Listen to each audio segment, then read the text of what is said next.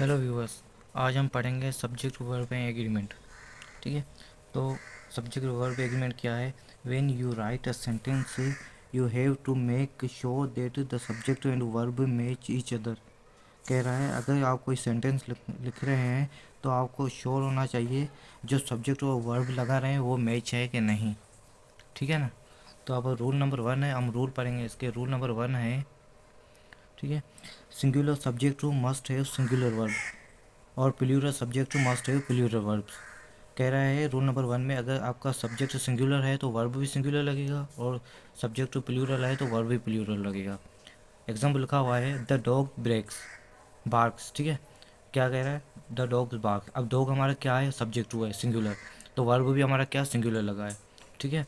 तो सेकंड है हमारा द डॉग्स बार्क।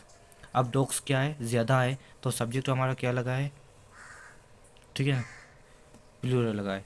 ठीक है, ये भी सिंगुलर है। ठीक है, अब आगे हम पढ़ते हैं, देखते हैं आपको अब क्या। रूल नंबर 1 ही चल रहा है। अब टू या more than words connected by and it makes plural.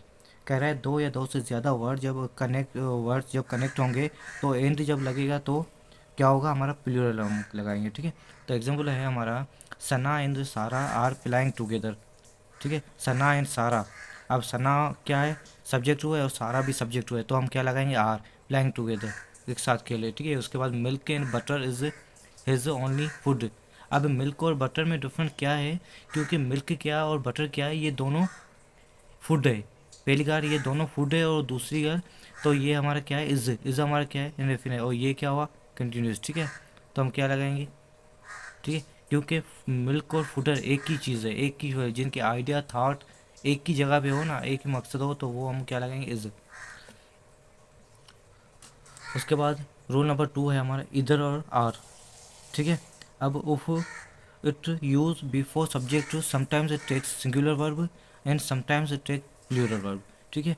अब इधर या और हम जब यूज़ करेंगे अगर सब्जेक्ट हमारा बिफोर सब्जेक्ट के पहले, ठीक है, तो कभी वो सिंगुलर होगा और कभी वो प्लूरल होगा। अब कह रहे हैं इधर माय फादर, इधर पहले आएगा। ठीक है, लिखा हुआ है इधर माय फादर या are my brothers are going to the office. अब ये क्या कह रहा है? अब ये माई ब्रदर्स आ गया ना, अब क्या लगेगा? आ लगेगा। अगर माई ब्रदर होता तो हम क्या लगाएंगे? इज लगाएंगे। ठीक है, अब माई ब्रदर्स आ गया, ये ज़्यादा आ गया, तो हम क्या लगाएंगे? आ लगाएंगे। ठीक है, उसके बाद नीदर और नॉर इट मेक यूज़, ठीक, it can use both singular and plural in sentence.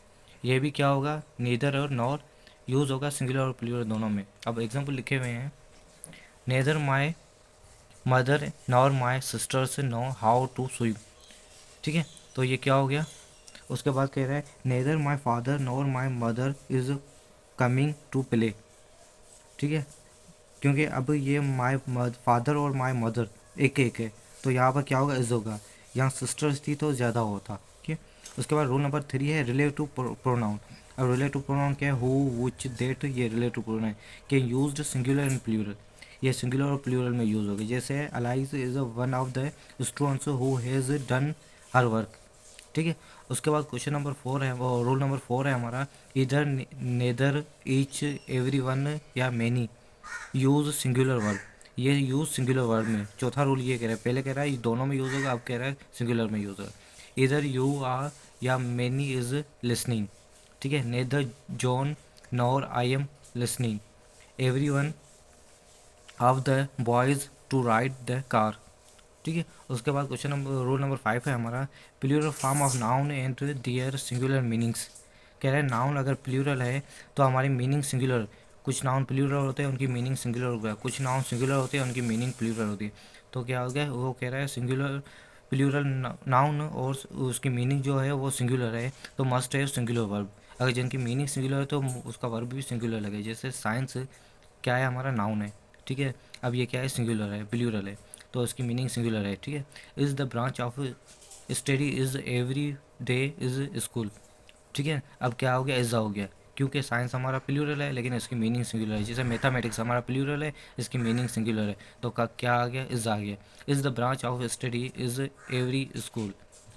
ठीक है। थैंक्स। अगर आपको बात समझ में आ गई तो आप हमारा बेल आइकन को क्लिक करें।